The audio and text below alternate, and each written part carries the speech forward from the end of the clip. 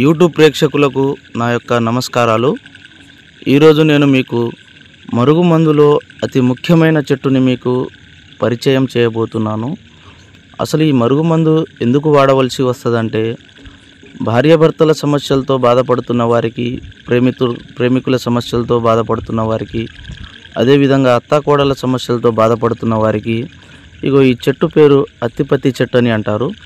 ఈ అత్తిపత్తి చెట్టు పేరు అదేవిధంగా ముట్టుకుంటే ముడిచిపోయే చెట్టు అండి. చూడండి, ఈ విధంగా ఈ చెట్టుని ముట్టుకుంటే ముడుచుకుంటుంది.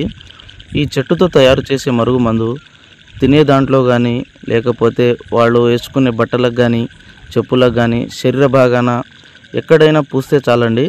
ఈ చెట్టు ఎలా అంటుకుంటుందో మనిషి కూడా అదేవిధంగా మనిషికి అంటుకొని పోతారండి. ఇది చాలా శక్తివంతమైన మరుగుమందు. చాలామంది మరుగుమందు అని ఏదో ఒక మందు పెట్టి సైడ్ ఎఫెక్ట్కి గురవుతున్నారు. తీసుకునే ముందు చాలా జాగ్రత్తగా తీసుకోండి.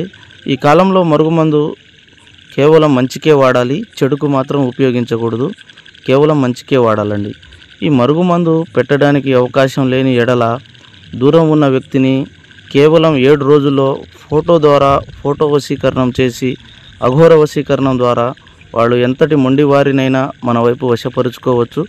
ఈ మందు తీసుకునే ముందు చాలా జాగ్రత్తగా తీసుకోండి. సర్వే జన సుఖినో భవంతు.